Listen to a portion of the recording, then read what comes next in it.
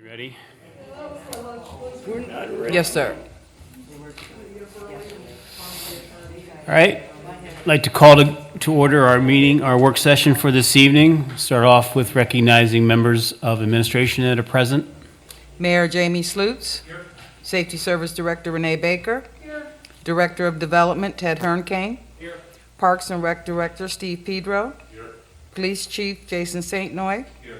Income Tax Budget Director Lori Katagides-Boron. Here. And Health Department Commissioner Terry Argent. Here. Is there anyone from administration I missed? That's it, Mr. President Pro Tem. All right, thank you, Diane. Let the record show 8 members of council are present. Councilman Markham is absent, and President Slater is present as well. All right, get started this evening. Let's start off with community development with Councilwoman Creamer. Thank you, Mr. Gregg. I have 4 old items to review tonight. The first is ordinance authorizing the mayor to enter an agreement with the Stark County Regional Planning Commission for the Massillon Housing Department. This is an annual agreement. The pricing, the contract amount is $15,000. That cost has remained the same from previous years. The term of the agreement is from January 1, 2026 to December 31st, 2026. Does anyone have any questions regarding this? We did get a copy of the agreement. It does list out the scope of service that they will be providing. Any concerns, any comments? Nope, I will be pushing this forward on Monday. The second item is a rezoning request. The address is 242 Lincoln Way West. Parcel 616481. It's a 1.14 acre parcel located at the northeast corner of Lincoln Way West and Tommy Hendricks Drive, Northwest, formerly Rite Aid. The zone changes from a B2 Central Business District to a B1 Local Business District. The applicant is Sheetz. So they're wanting to put a new Sheetz gas station and convenience store. We are going to have a public hearing on November 17th here in council chambers at 6 p.m. Does anyone have any questions regarding this tonight? No? No? Okay. Next item is a second rezoning request. The address is 21 South Avenue Southeast. It's parcel 100161112. It is a 0.4 acre parcel located at the southwest corner of South Avenue Southeast and First Street Southeast. The zone changes from a B1 Local Business District to an RM1 Multiple Family Residential District. The applicant is Joe Logan, Connect USA. He would like to convert the former commercial property to a 2-dwelling rental unit. Any questions regarding this? We do have a public hearing scheduled also on November 17th at 6 p.m. here in council chambers. Any questions? Okay. Sorry. Sure. One question, Mr. Hackley? thank you, Mrs. Creamer. Revert back to the other one. With these zoning changes, are there going to be signs put up that they're seeking zoning change, or do they just note it in the newspaper? They're up. They're up, okay. They send out a mailer too, don't they? Okay, This round. all right, that's it. Okay. Thanks. And the last item, oh, sorry, Mr. Ray. Thank you. I think with this one, the consensus from our ward, I had asked a few people in the neighborhood about the transition.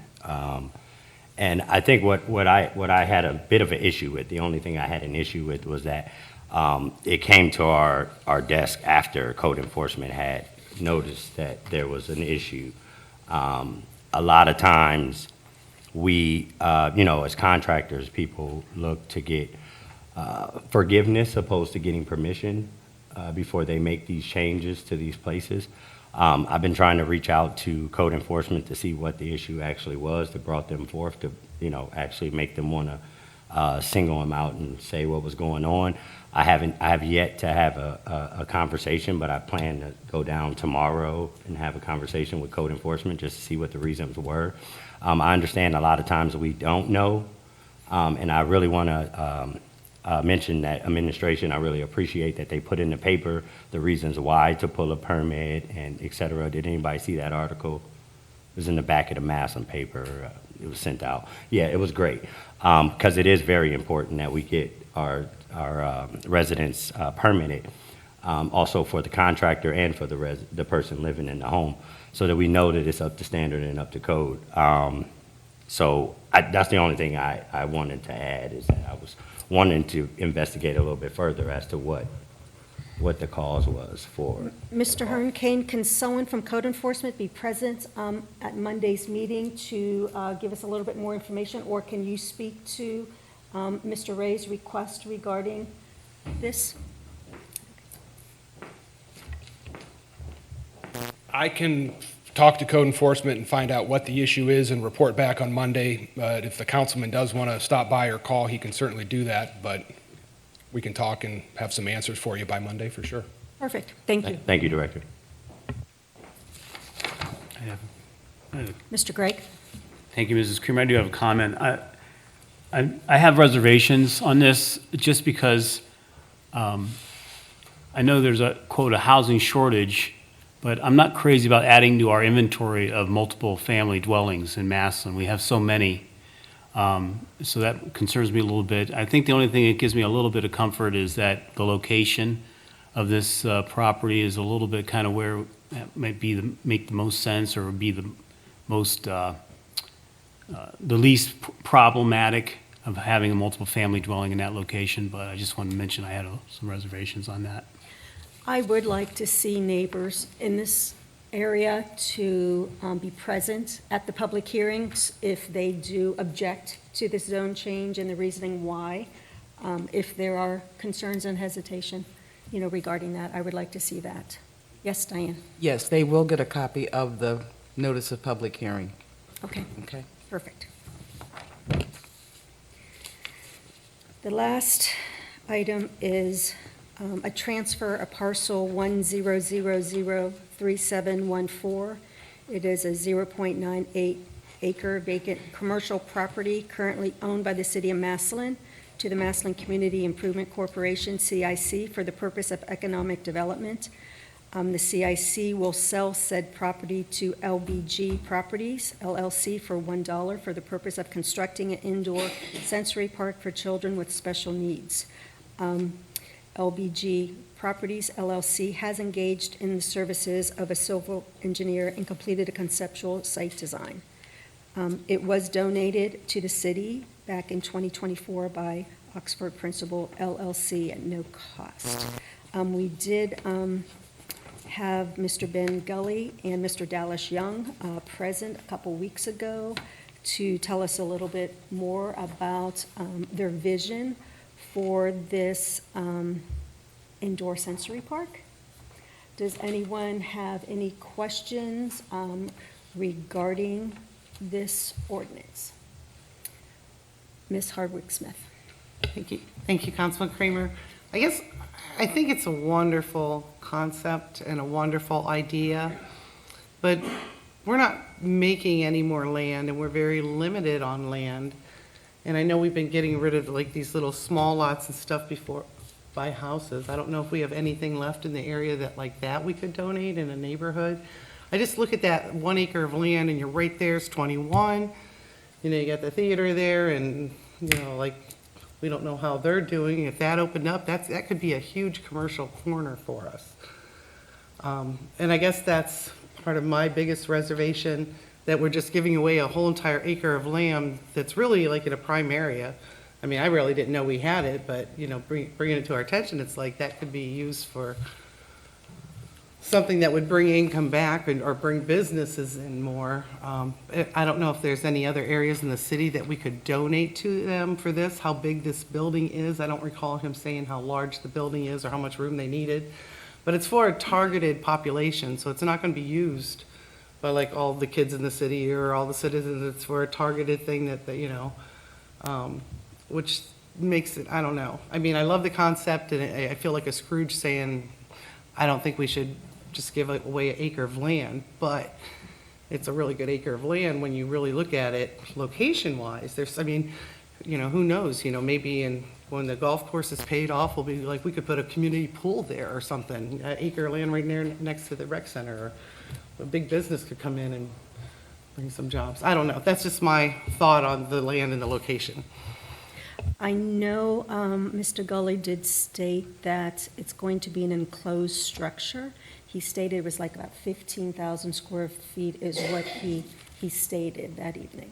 So just to kind of follow up with that.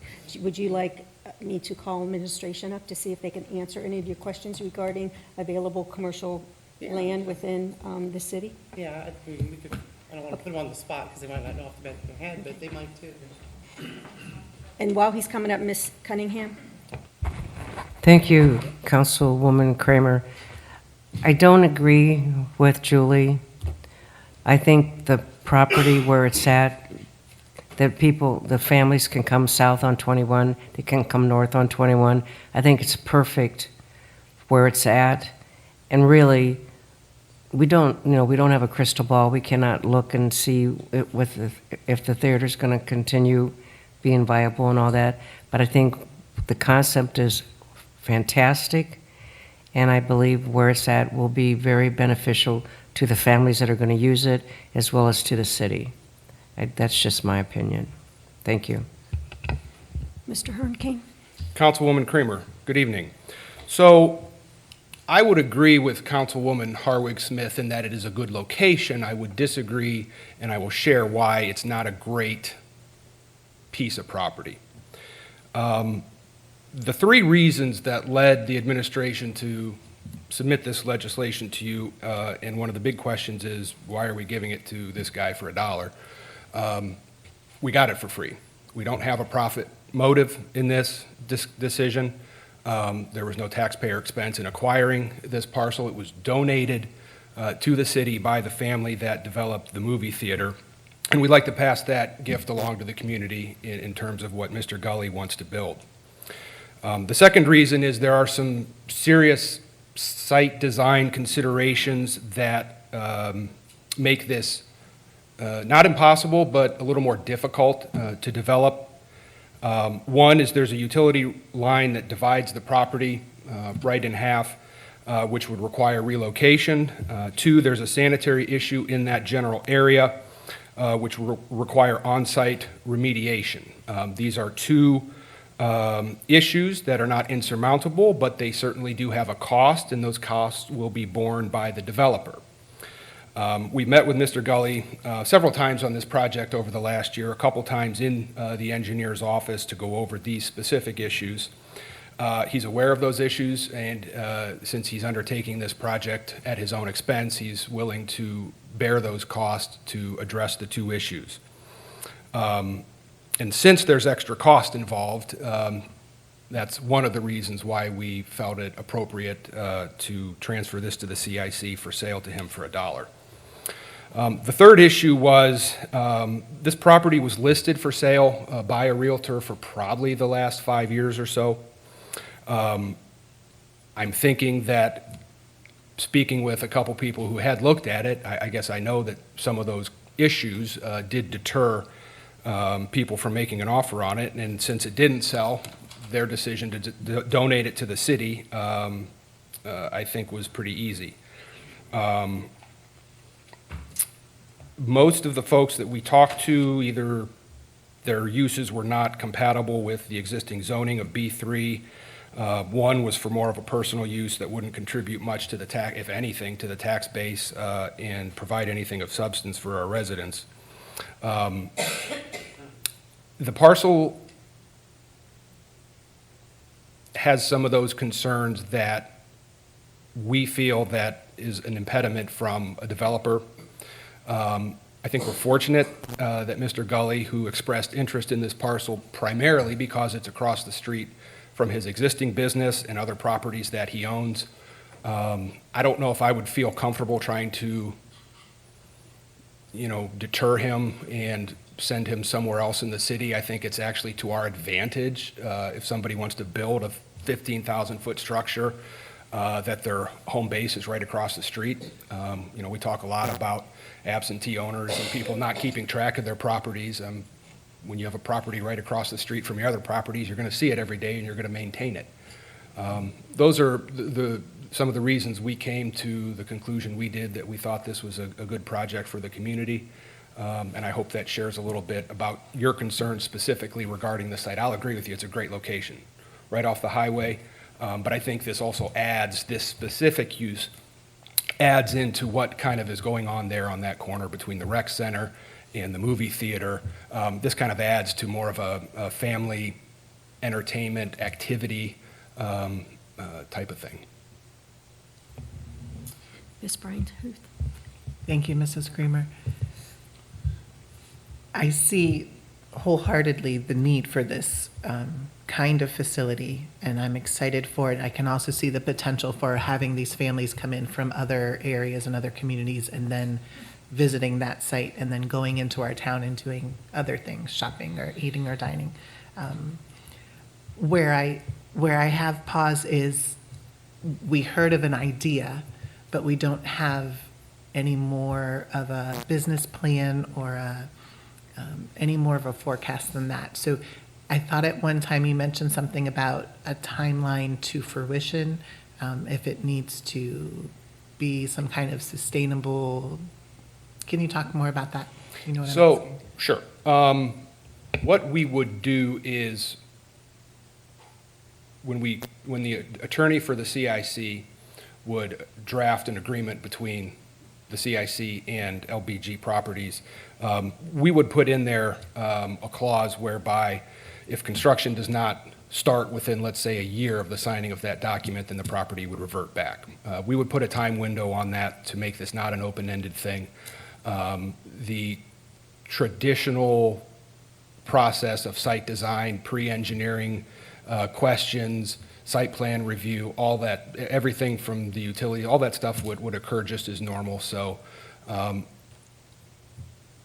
guess I would say that construction would, if you're asking for a business plan, I don't have a business plan. I don't think he built one because he's literally putting up a building, putting all the stuff that he already has in his existing facility. He mentioned hiring, I feel like it was somewhere between 8 and 10 maybe employees at that site, and he went through the hours, maybe Wednesdays through Sundays or things like that. I think there's a business plan, I just don't think it's on paper, and if it is, he hasn't shared it with us. But knowing the businesses that he does run currently, he's been very successful at, I would assume that this would be just as successful because I think he knows what he's doing. And I think he's doing it from the heart, and I think that came through last week too.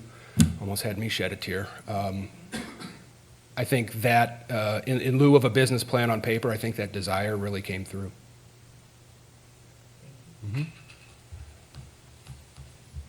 Mr. Packley. Thank you, Mrs. Creamer. Thank you, Mr. Hurricane. Do you know how much they tried to sell the property for previously? I don't recall. And then you had talked about tax base. Well, really, it's not any tax base right now, correct? Because it's owned by the city, so there isn't any. But then it'll be a 5013C, right, moving forward. I believe he had mentioned that it'll be a nonprofit entity. So I believe that those don't create any tax base for property taxes either, do they? Probably not, but obviously we would receive income tax from the jobs that would be there. So it wouldn't be this huge tax base, say where a company came in and had 100 employees, and then something like ARE that property's valued at $18 million, or they just sold it for. It wouldn't be that, a big cash cow for that. Yes, I would say that those are not comparable. Correct, yes. And then, and I know, and I'm going way back in the Wayback Machine, and I mean no disrespect to you or anyone else, but this was all part, some of us can remember back when the Agathon used to be there and there were homes along the road, and it was gonna be a civic center and a hockey team and amusement park and all of this. And I went to the Wayback Machine with some help from the auditor's office, and the city, for some of that land, it's not apples and apples, paid $165,000 for some of that area back in 1998, ordinance number 271, 1998. So, and then it had transferred and it was replatted on 2 separate occasions, if I'm correct. So, you know, the taxpayers did pay some money to some of this at some time period. Now granted, 25, 26 years ago? so it's been some time. But me, the whole idea, the principle for what the intended use, no one can argue that. I don't argue that. It's great. I just think those people that I've spoken with are a little reluctant to selling it for $1. And people would like to, that I've spoken with, either where there's some plan, because my understanding is he gets it, he could keep it for 2 years and then sell it, and the city's out of that.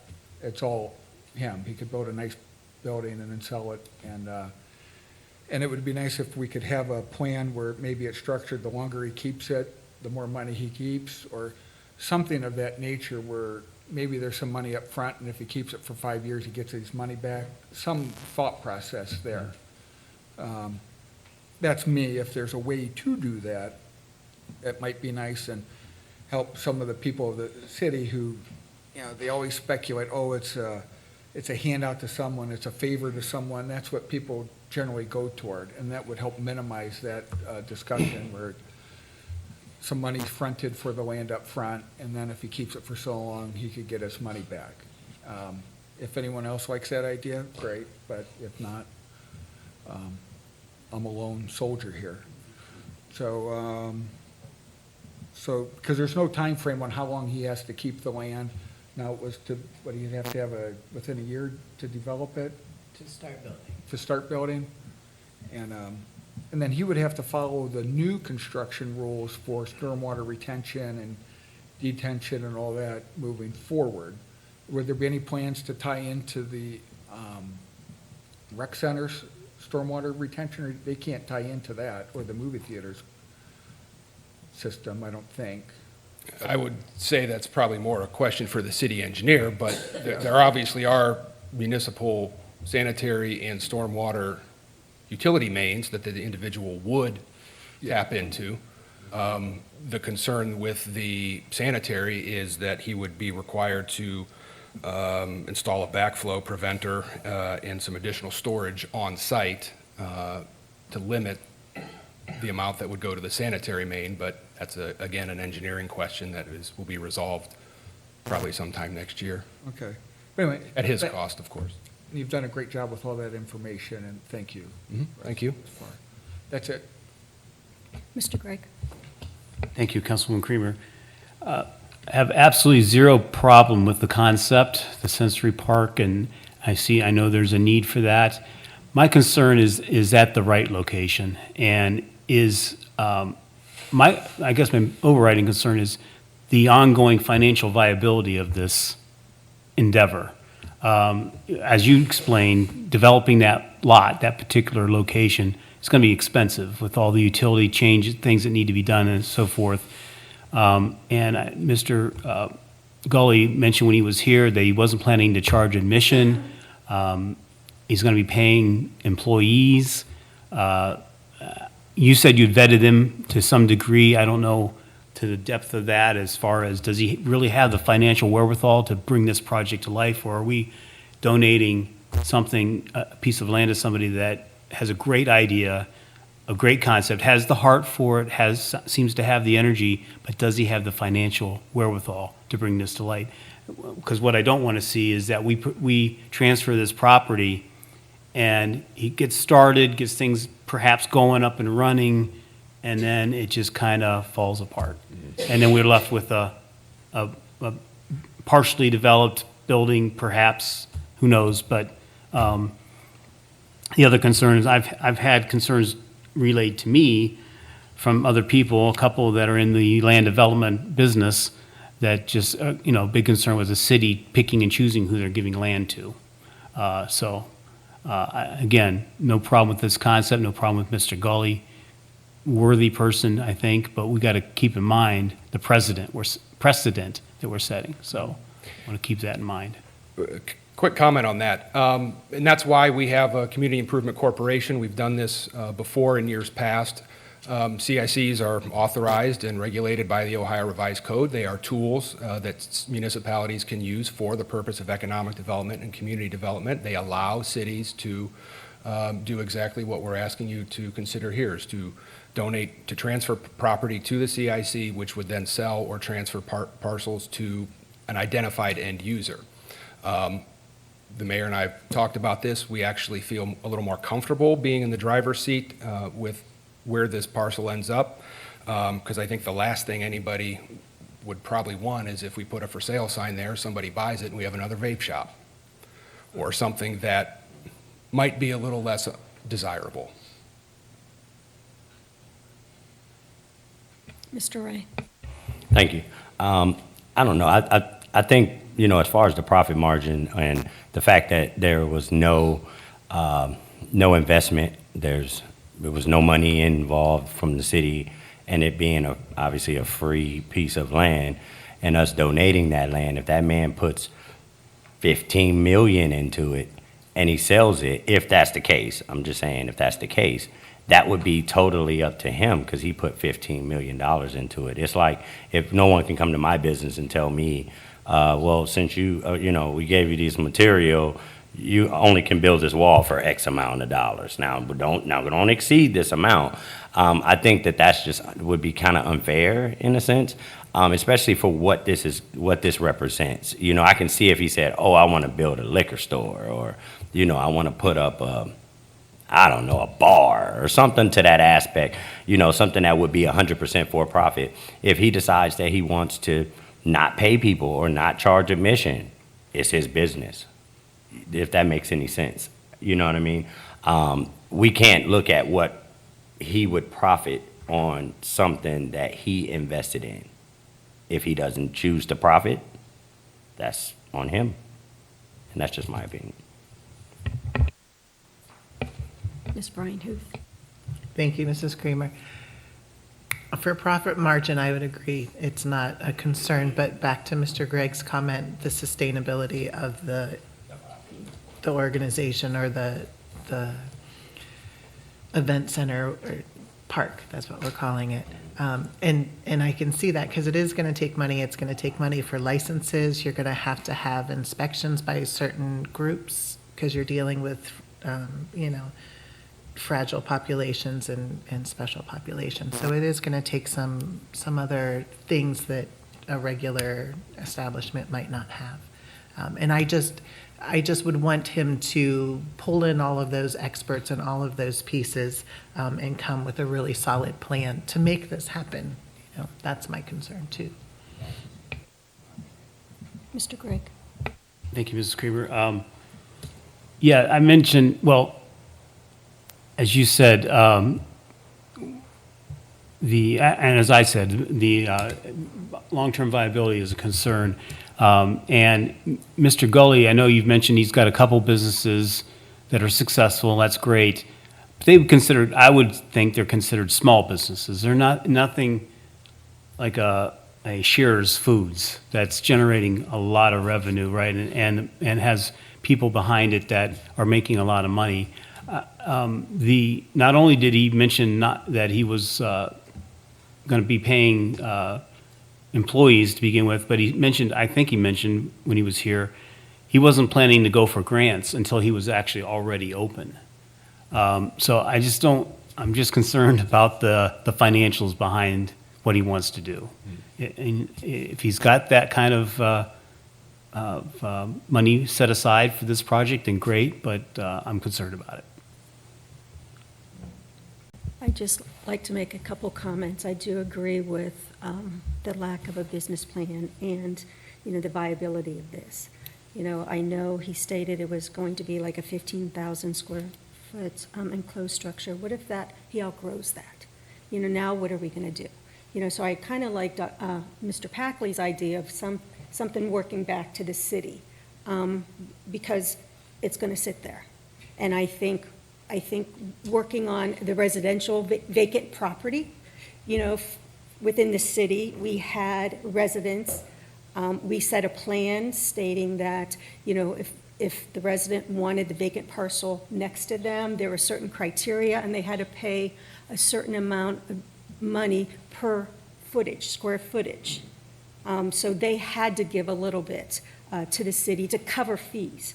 So listening to you, there's no expenses, like I heard attorney for the CIC, there has to be some type of deed transfer or transfer. So there's going to be some expenses involved with this. I would like to see something in place in the agreement to cover those expenses. So the cities, we're not paying out. Yes, we're giving them this parcel, okay, X amount, worth X amount, but we're now covering additional expenses for this to take place. And then what if they outgrow it? I'd like to see something in the agreement saying revert it back, or Mr. Packley's thought with money up front and then based on the length of time, money coming back to the city. I think this is a great vision. I think there's a need. How great? It may be greater than, what he's planning. So that's kind of my concern regarding the situation. Anyone else have any questions for Mr. Hernkane? Can I add something to what you Sure. just said? So the CIC has their own bank account. Those are not city funds. They have maybe $70,000 or $80,000 that are in their bank account that comes mostly from the sale of they get 4% as an administrative fee on any properties that are sold, right? So if you go back to when the city sold a lot of the hospital buildings through the CIC, the proceeds were remitted back to the city. The CIC took their 4%, and that's how they've been able to kind of create that bank account. So the city of Massillon would not be paying for the attorney for the CIC. Those would be CIC funds. The second thing is, I guess my only caution would be, I don't think historically, in the last probably, maybe 4, 5, or 6 years ago, I think the city transferred a piece of property for maybe $1 or something minimal to the CIC, which then transferred to the Boys and Girls Club, which I think was part of their new development. My caution would be, I don't think historically we have ever put any clawback or revision pieces on properties that have gone out the door. And that's just a caution that might be a precedent that maybe we want to think twice about. We've never done that before for anybody else, that we've transferred property through the CIC. Just a comment. Expense-wise then, what type of expense would the city have regarding this? For the transfer of the parcel, is there any type of legal? Maybe a $44 recording fee. The law department would draft in conjunction with Terry Seeberger, who is the attorney for the CIC. Our law department would probably put together a quick claim deed to transfer the parcel to the CIC. Then that gentleman, Mr. Seeberger, would then draft the agreement from the CIC's end to Mr. Gully. Probably a $40-some recording fee to the county, which we'd pay through the Economic Development Fund. I guess that's as minimal as one can get. All right, anyone else have any questions for Mr. Hernkane? Seeing none, thank you, Mr. Hernkane. That's end of community development, thank you. Thank you, Councilwoman Creamer. Councilwoman Cunningham, are you feeling okay? Didn't look like it. Do you need to?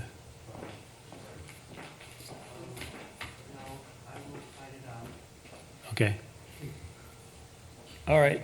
Next committee is Economic Development with Councilman Ray. Thank you, President Pro Tem. I have nothing for economic development today. All right, thank you.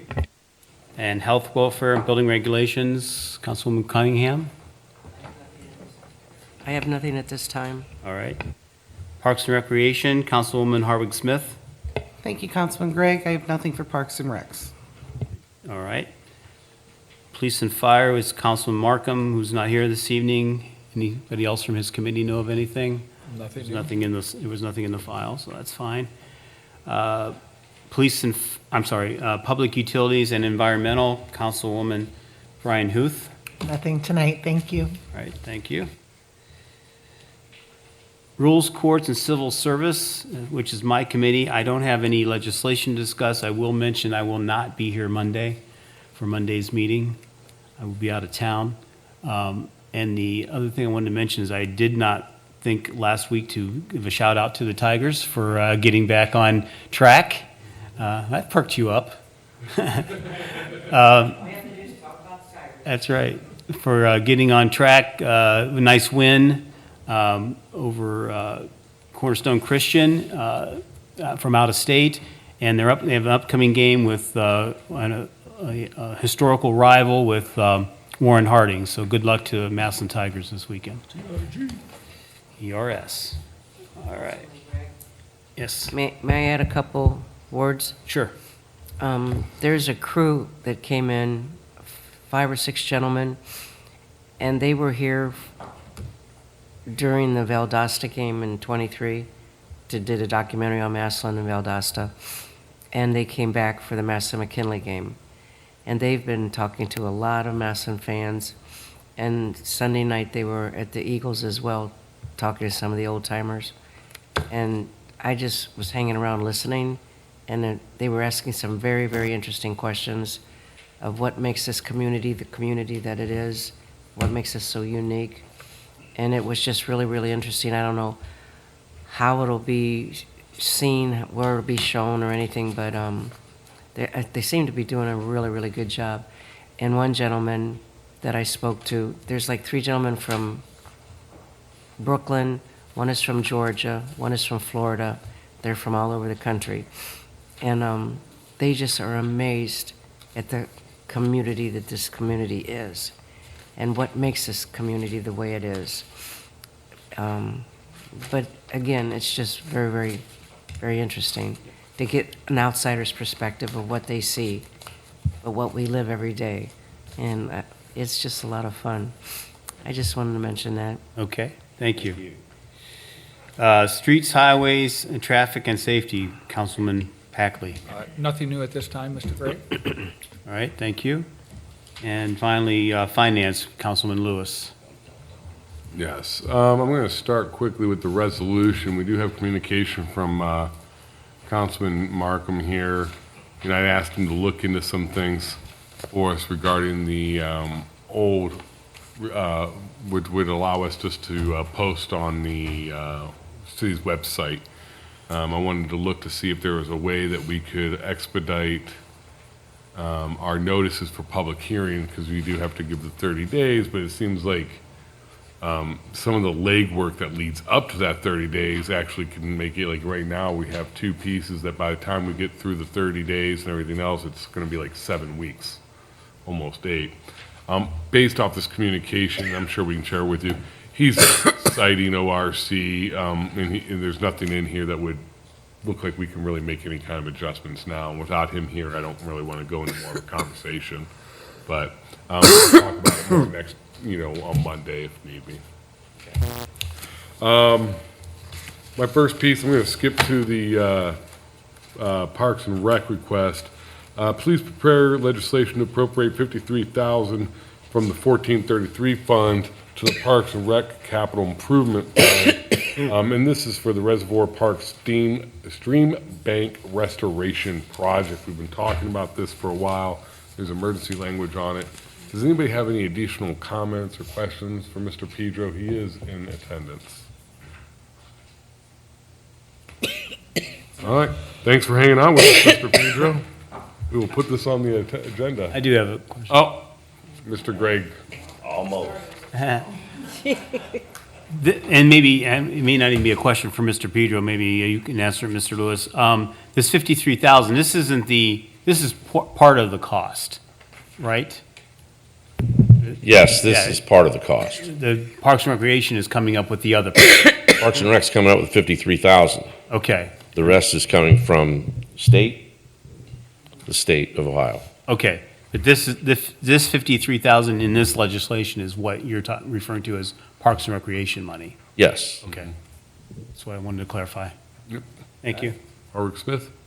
Mr. Pedro, do we know when we're going to start? Is it going to happen, things start? We don't know yet. We're still waiting on the funds to be released from the state, and right now, we're not, October 20th is the said date. But with everything going on with the government, we don't know yet. Okay. But we had over 20 companies took plans out. We received, I think, 9 bids.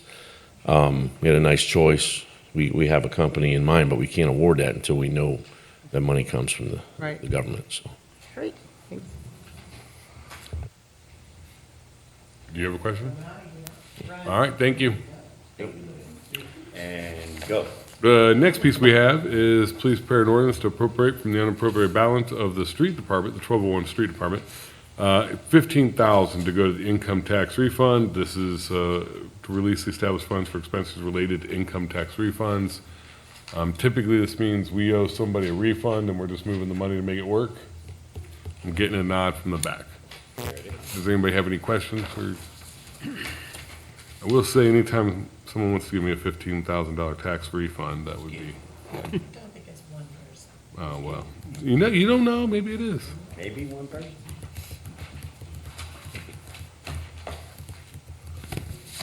All right, the next one, this would be for police, so if the chief wants to go ahead and start making his way forward. I'll read it. Please prepare an ordinance to appropriate from the unappropriated balance of the 1208 parking fund, $10,986.66 into the supplies, material, and postage. And this is funds are to equip the new police cruiser used for parking enforcement. I have a couple of questions. Yes, sir. I was unaware that we had active parking enforcement, so if you want to talk a little bit about that. So yes, we have a parking fund, and the money that goes into that fund, the annual revenue comes from parking citations and parking enforcement. Also, the police department handles all the parking passes that's prepay for companies and businesses in our municipal lots. Believe it or not, when they pay money that comes into this fund. And so now that we have a new traffic enforcement officer, one of his duties is parking enforcement. We send him to areas where there are lots of complaints that come in, and we have this new cruiser that we've already got, and we are upfitting it, and because he's going to be using it primarily in his duties on a daily basis. Now, it will be 8 hours a day, Monday through Friday, because we only have one, and that's his schedule. But he'll be assigned to that car, and we hope that he can bring in some more revenue. Now, is the equipment that will be going in there, is it unique to parking enforcement, or is it generalized equipment? It will be generalized equipment. Anybody else have? By him having, and just let me add this comment, by him having a vehicle that he can use primarily, because his shift is in the middle of 2 other shifts, it's from 10A to 6P, it allows him to come in and his car's sitting there ready to go. It's not being used by any other officer. Mr. Packley? Thank you. So how much revenue does the parking permits and parking fines, how much does that generate annually? Well, as of the 30th of this past month in September, we had $5,005 in revenue come in already. To give you the exact amount as far as last year, how much came in, I'm up thinking that we probably had a little bit more come in this year than average because that officer's out there writing more parking citations. As of right now, the unencumbered balance is almost $53,000 as of the end of last month. That money is still sitting there, and because it is a dedicated fund, a parking fund, it has to be used towards parking enforcement and parking funded things. And so I think that it's gotten to that number over the past couple of years. Since we had a dedicated parking enforcement officer that's growing, we need to use it, and I want to put it to work. Okay, thank you.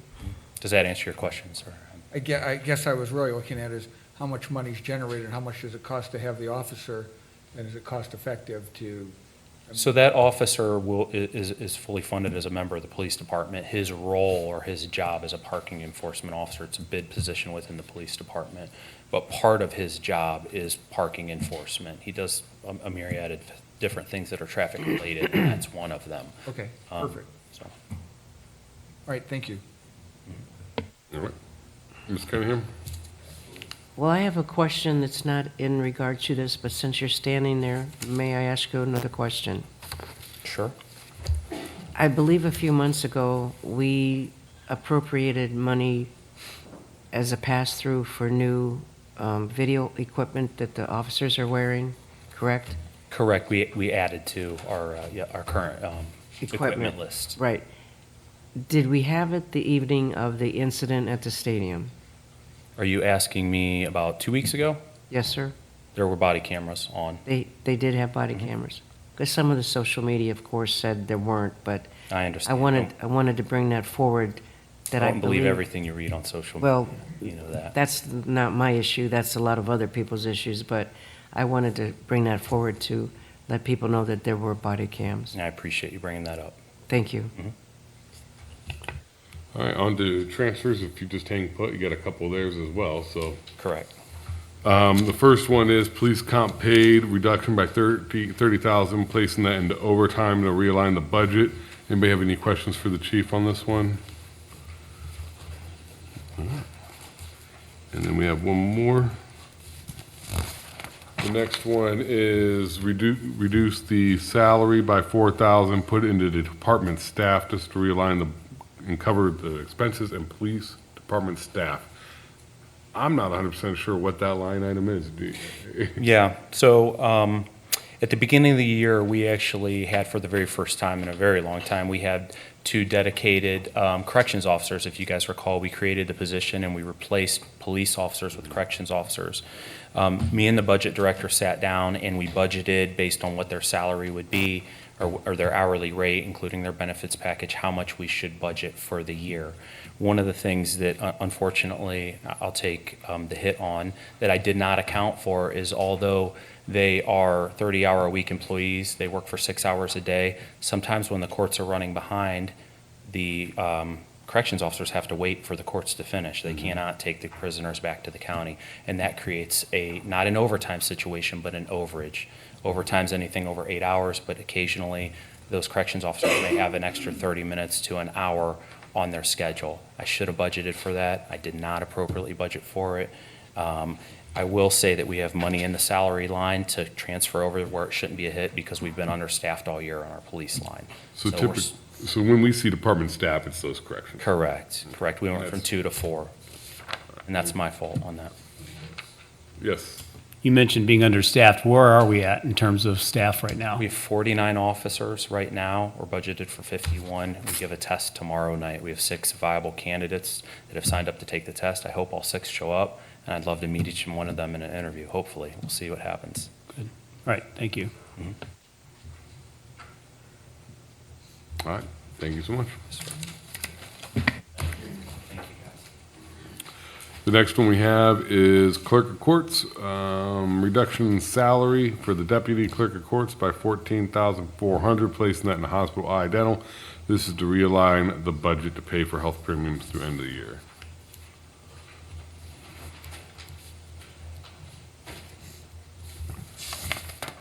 Domestic violence, reduce the salary by 600, putting in a Medicare to realign the budget to get the Medicare through end of the year.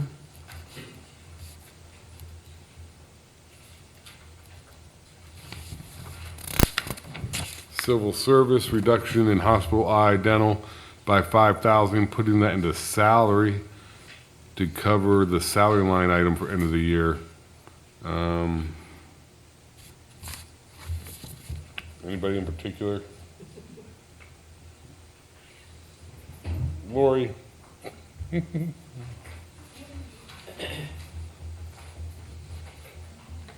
can just, right there. I'm just curious, did something happen unexpected, because Yes. you're usually dead on with these kind of things. Yes, the civil service, our civil service had a change in staffing, and there is somebody helping them right now. And what happened is that when the civil service person left, they also had backup come in, and for a 2-week period, they overlapped. So it caused a little issue in the salary line. Anybody else? Thank you. All right, thank you.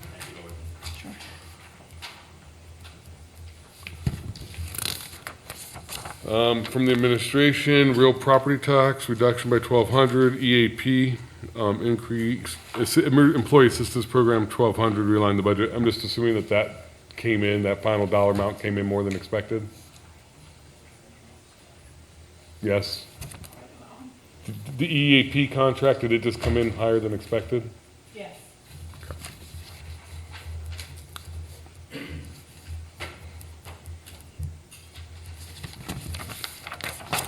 And then the health department grant expenses reduction by 20,000, putting the service in contracts. You know, I'm gonna ask about this one too, I apologize. Oh, I didn't see her back there. You can, right here is fine. I'm just curious as to what type of service and contracts will be covered for that 20,000. Sure. We have an amount, about 12,000 that has to be remitted to the state. That's from birth and death records. So that'll help cover that. We've got about 6,000 left to the end of the year to pay for cleaning, and that'll pretty much get us all to the end of the year. Do we have any questions? All right. Thank you so much. And that is all I have for finance, Mr. Gray.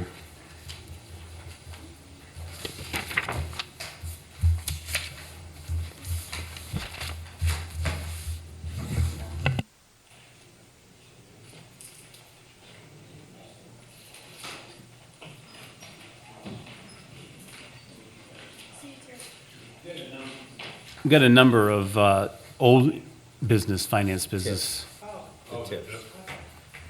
Does anybody have questions about the TIF legislations? Not really. Those, we just had two, and they were basically just changing the language, so all the old TIFs have the same language as all the more recent. Correct. TIFs, correct? Correct. The TIF language was limiting the amount that could be spent and the parameters around it, and it was just removing those. The only reason why I asked is because usually, you know, we'll pass it for a vote. I didn't know if you had something holding you back from it, that's all. And was really wanting to know what your opinion about it was. Nope, I have no issue. I just never suspended the rules because I didn't see the need, and I didn't Okay. want to abuse the ability to suspend, so I just let it fly. Thank you. See, just need to know. Thank you. Okay, with that, I think we are adjourned. Thank you.